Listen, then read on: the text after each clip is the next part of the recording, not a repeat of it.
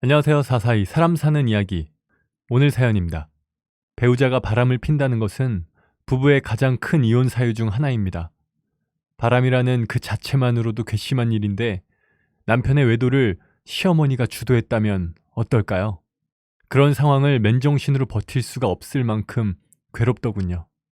그렇게 저에게는 남편의 바람을 주도해 저를 내쫓으려 한 개념 없는 시어머니가 있었습니다. 이제부터 저의 무서운 시어머니에 대해 이야기해 보려고 합니다. 안녕하세요. 전 8년 전 이혼한 40대 초반의 김혜원입니다. 디자이너로 일하면서 회사에는 적당한 월급을 받으며 일하는 평범한 여자죠. 결혼 5년 차까지는 그래도 별 문제 없다고 생각하며 지냈네요. 당시 남편과 저는 취미로 하던 직장인 극단에서 만났죠. 남편은 저보다 2살 어렸는데 해맑은 성격의 신입 단원이었던 전 남편은 칭얼거릴 때가 있기는 했지만 제 눈에는 그 모습이 귀여워 보였습니다. 그런데 연극을 하겠다는 사람이 연기를 너무 못했기에 그래도 먼저 입단한 제가 전 남편의 연기를 지도하게 되었죠. 차근차근 호흡법부터 알려주면서 우리는 점점 가까워졌고 제가 31살이 되던 해에 연애를 시작했습니다. 당시 남자친구는 돌아가신 아버지 회사에서 일을 하고 있다 했는데 차도 꽤 괜찮은 중형차를 타고 다녔죠. 남자친구는 평소 홀어머니를 잘 챙기는 사람이었습니다. 그때까지만 해도 전 그저 마음씨가 고운 사람이라 여겼고 그래서 보기 좋았네요. 남자친구의 어머니는 아버지가 돌아가시면서 남겨준 지역건설 시공사의 대표로 계셨죠. 전 그 모습도 참 멋있어 보였습니다. 데이트를 하며 이따금씩 각자의 집안에 대한 이런저런 이야기를 주고받던 우리는 어느 날 술을 한 잔 마시며 남자친구 집안의 깊은 이야기를 나누게 되었습니다. 남자친구의 아버지는 당시 재혼이었고 어머니는 초혼이었다 하더군요. 그렇지만 자식은 남자친구 자신밖에 없었다고 했습니다. 남자친구 집안의 이야기를 들은 저 역시 집안 이야기를 하게 되었죠. 우리 엄마랑 친아빠는 내가 어릴 때 이혼하셨어. 엄마는 재혼을 했는데 지금 아버지는 새아버지야. 말이 새아버지지 그냥 아빠지 뭐. 그리고 친아버지 소식은 전혀 모른다는 것과 새아버지에겐 제가 본 적 없는 자식이 있다는 이야기도 했죠. 그렇게 술 마시면서 나눈 대화를 통해 우리는 서로를 더 잘 알게 되었고 더욱 가까워졌습니다. 그렇게 깊은 사이가 되면서 결혼을 준비하게 되었고 마침내 시어머니께 인사를 갔네요. 사실 시어머니는 처음부터 저를 못마땅해 하셨습니다. 제 나이부터 시작해서 가정 환경까지 모두 마음에 안 들어 하셨죠. 특히 저희 부모님이 재혼을 하신 분들이라는 것을 상당히 비난하시더군요. 저희 엄마를 2번이나 결혼한 여자라고 하면서 말이죠. 게다가 새아버지에게 다른 자식이 있다는 것 또한 싫어하셨습니다. 네 아버지한테는 친자식이 아니니 받을 건 하나도 없겠구나 하면서 한심하다는 듯 궁시렁댔죠. 저 역시 제 부모님을 부정하는 시어머니는 받아들일 수 없다 생각했지만 남자친구가 저를 무척 좋아했기에 제 상처받은 마음을 달래주었습니다. 그리고 시어머니께도 결혼을 허락을 받고자 집념을 가지고 졸라댔죠. 엄마. 나 혜원이랑 꼭 결혼해야 된단 말이야. 엄마, 제발, 응? 엄마. 그렇게 남자친구는 시어머니에게 징징대며 매달리기도 했고 그런 행동이 통하지 않자 시어머니와 말도 안 하고 밥도 같이 안 먹으면서 결혼 허락이 떨어질 때까지 버티기 시작했습니다. 그런 아들의 태도에 뻣뻣하고 모질게 버티던 시어머니도 꿋꿋하게 반대하는 결혼을 하고 말겠다는 아들에게 포기 선언을 하고 마셨죠. 속으로는 불평불만이 많으셨지만 그럼 어디 네 맘대로 해보라고 마음을 비우신 듯 했습니다. 그렇게 시어머니의 반대에도 불구하고 저희는 결혼을 하게 되었죠. 저희가 결혼할 때 얻은 신혼집은 남편 회사의 근처였습니다. 다행히도 시어머니의 집과는 조금 떨어져 있었죠. 그런데 반대하는 결혼을 해서였을까요?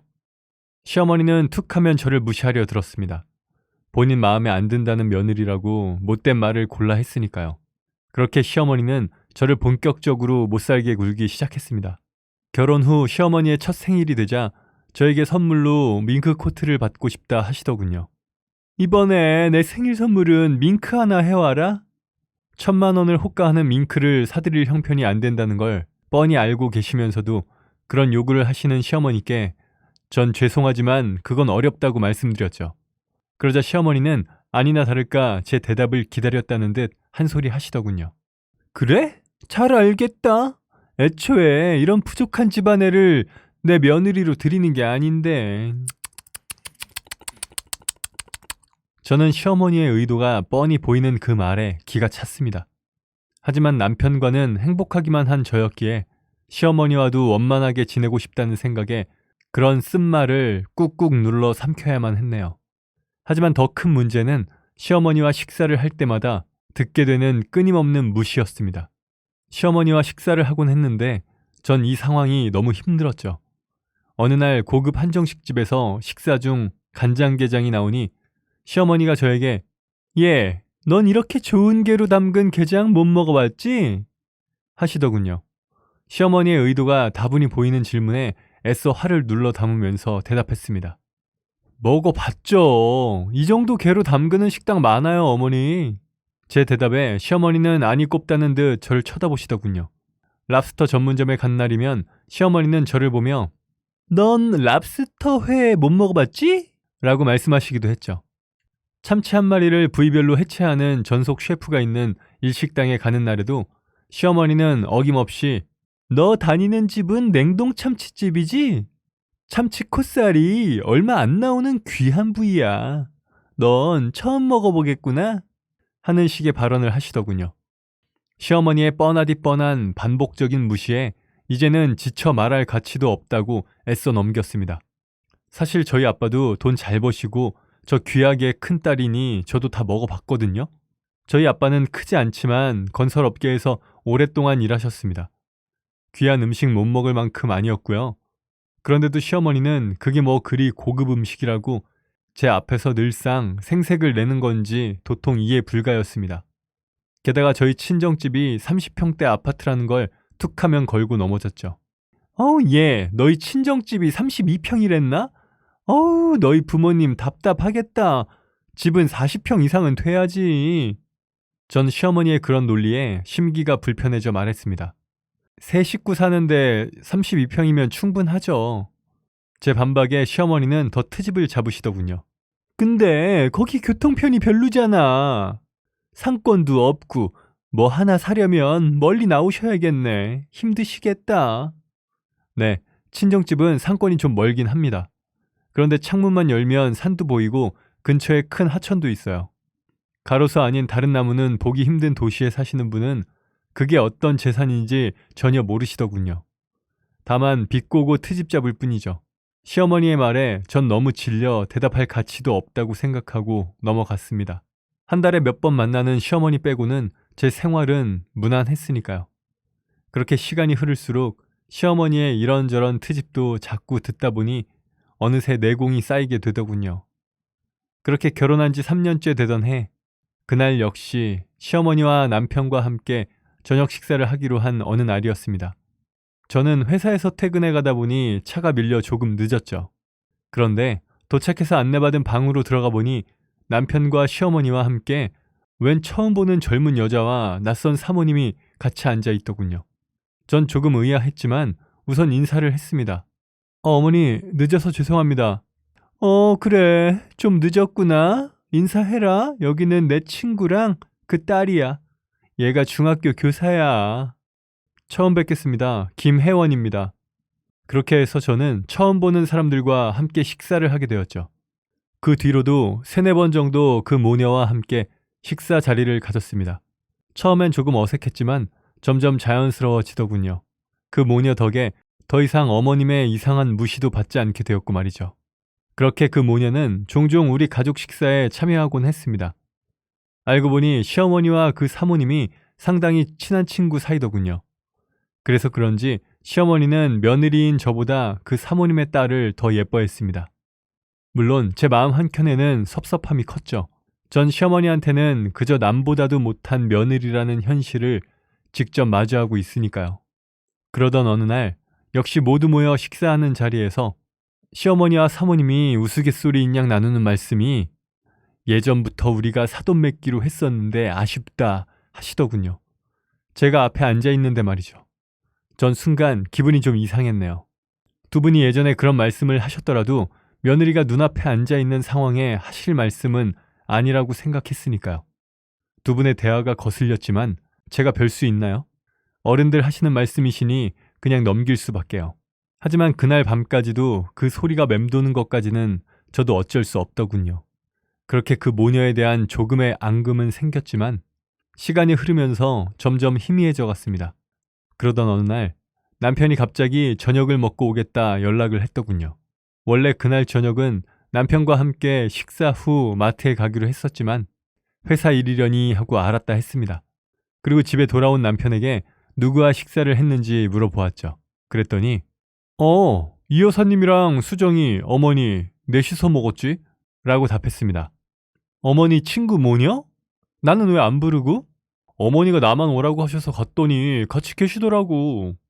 저는 저만 빼놓고 식사를 했다는 것이 무척 불쾌하더군요. 나도 이해하느라 하고 있는데 오늘 일은 불쾌하네? 앞으로는 이런 일 없게 당신이 중재 잘해줘. 뭐가 거슬려. 크게 신경 쓰지 마. 남편은 대수롭지 않다는 듯 말했습니다. 하지만 저는 남편이 이 일을 아무렇지 않게 여기는 것이 짜증나더군요. 어떻게 신경을 안 써? 입장을 바꿔서 생각해봐. 그게 어디 쉽겠나? 어머니가 그러셔도 당신은 나한테 신경 써야지. 제 짜증 섞은 말투에 남편은 알았다고는 했지만 이후로도 딱히 변하는 건 없었습니다. 저 혼자 감정 상하고 끝인 거죠. 그런데 이것이 끝이 아니었습니다. 그로부터 몇 달 뒤 또 그 집 모녀와 우리 가족이 함께 식사하는 날이었습니다. 그런데 그 여자가 식사 중 휴대폰을 놓고 화장실을 가더군요. 그 순간 휴대폰 메시지가 오면서 홈 화면이 살짝 보이는데 그곳에 제 남편과 그 여자 그리고 시어머니와 사모님이 가족같이 찍은 사진이 있었습니다. 언뜻 봤지만 딱 보기에도 해맑은 표정을 한 네 사람의 모습에 전 쎄한 기분이 들더군요. 순간 모르는 척했지만 머릿속에 남은 그 사진은 지울 수가 없었죠. 그날 밤 저는 남편이 자는 사이 혼자 지난 1년을 복기해봤습니다. 그러고 보니 5명이 함께 식사를 할 때면 앉는 자리 순서가 남편을 사이로 그 여자와 제가 앉고 맞은편에 시어머니와 그 사모님이 앉으시거나 아니면 시어머니를 사이로 사모님과 제가 앉고 맞은편에는 제 남편과 그 여자 이런 식으로 앉았었죠. 결과적으로 그 여자는 항상 남편 옆, 두 분 어머님은 항상 맞은편에 앉으신 겁니다. 그 생각이 떠오르자 혹시 하는 생각이 들더군요. 뭐지? 아무리 생각해도 이상해. 저는 그렇게 의심의 늪에 빠지게 되었고 남편과 그 여자 사이에 무언가 있다면 증거를 찾을 수 있을 것이라 생각했죠. 그래서 우선 자고 있는 남편의 휴대폰을 확인했습니다. 하지만 언제부터였는지 모르겠지만 남편 휴대폰의 잠금 패턴이 바뀌어 있더군요. 그래서 바로 자동차로 갔습니다.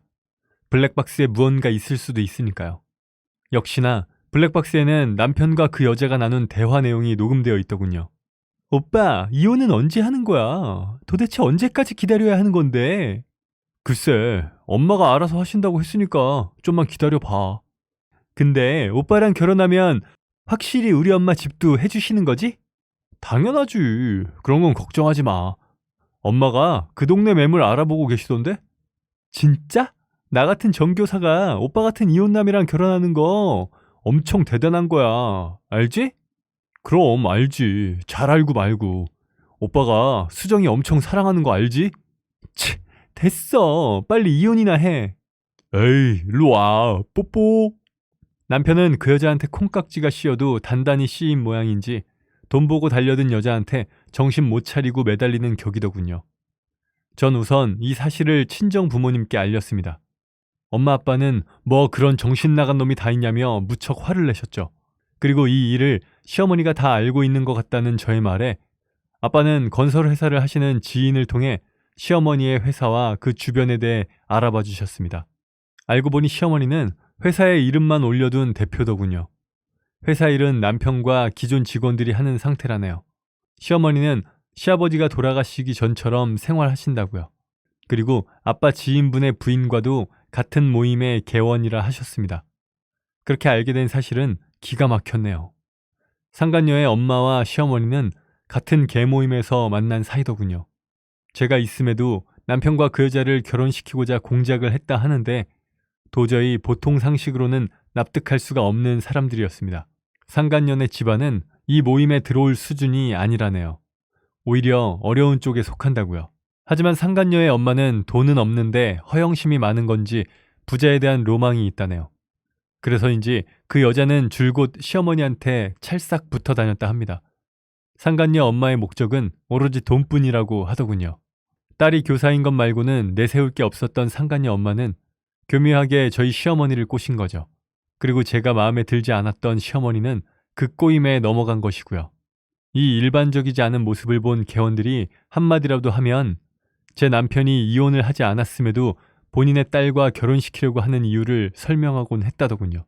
시어머니가 그 여자의 딸을 너무 마음에 들어해 비싼 선물이며 귀한 음식이며 지극정성인데다가 애들도 서로 좋아한다고 그 정도 부잣집이면 앞으로 먹고 사는데 걱정이 없지 않냐고 했다네요. 게다가 애도 없는데 남자가 이혼 한번 한 게 흠이 되냐고 했다더군요. 그 여자는 아직 남편과 제가 이혼을 하지 않았다는 것을 잊은 듯 했습니다. 아무리 돈이 좋다지만 이런 비상식적인 생각을 한다는 게 상간녀 엄마나 이 말에 넘어간 상간녀나 둘 다 또라이로밖에 안 보이더군요. 게다가 저를 제외한 모두가 한통속이었다는 사실에 형언할 수 없는 부하가 치밀었습니다. 심지어 시어머니는 최근 주변에 아들 이혼했다 하고 다닌다네요. 그리고 상간녀랑 내년에 결혼시킬 거라고까지 말이죠. 아직 이혼하지도 않았는데 그런 소문을 내고 다닌 시어머니 또한 정신병자로 보였습니다. 저는 바로 시어머니를 찾아가 따졌습니다. 어머니, 어떻게 이럴 수가 있으세요? 아무리 그래도 그렇지 결혼한 아들한테 딴 여자를 엮어주려 하다니요. 이래서 아이도 못 갖게 하신 건가요? 그러자 뻔뻔하게도 시어머니는 되려 저를 질책하더군요. 내가 뭐? 그러게 누가 반대하는 결혼하래? 내가 한 번 한다면 하는 사람이야. 그걸 방해한 게 너라고. 지금이라도 한몫 챙겨줄 테니까 이 집에서 나가거라. 전 며느리에 대한 생각은 조금도 없이 뭐든 돈으로만 해결하려는 시어머니에게 소리쳤습니다. 어머니, 돈이면 다 되는 줄 아세요? 이렇게 살면 천벌받을 거란 생각 안 하세요? 전 이대로 못 나가요. 그러자 시어머니는 어이없다는 듯 코웃음을 치더군요. 참나, 아이고 그래? 누가 이기나 해보자. 도저히 시어머니와는 말이 통하지 않아서 전 그대로 자리를 박차고 나와 집으로 돌아왔습니다. 그리고 퇴근하고 집에 온 남편에게 원망 섞인 질타를 했죠. 당신이 어떻게 이럴 수가 있어? 사람이 어떻게 이래? 그렇게 쫓아다닐 땐 언제고. 그러게, 그렇게 됐네. 근데 너도 어머니 때문에 마음고생 많이 했잖아. 그러니까 깔끔하게 이혼하자. 우리가 이혼해야 서로 다 편해지는 거야. 남편의 어이없는 말에 저는 절대 이혼 못해줘. 내가 누구 좋으라고 이혼을 해? 당신들 마음대로 될 것 같아? 절대 그렇게는 안 돼. 하며 악을 썼죠. 하지만 그날 이후 남편은 집에 들어오지 않았습니다. 그러자 저는 남편에 대한 의심이 걷잡을 수 없이 커지더군요. 회사에서 일하는 내내 머릿속에는 그 여자와 남편에 대한 생각만이 맴돌았죠. 이러다 보니 도무지 일이 손에 잡히질 않더군요. 그리고 잘 먹지 못하다 보니 몸은 바짝바짝 말라갔습니다. 그리고 아프기 시작했죠.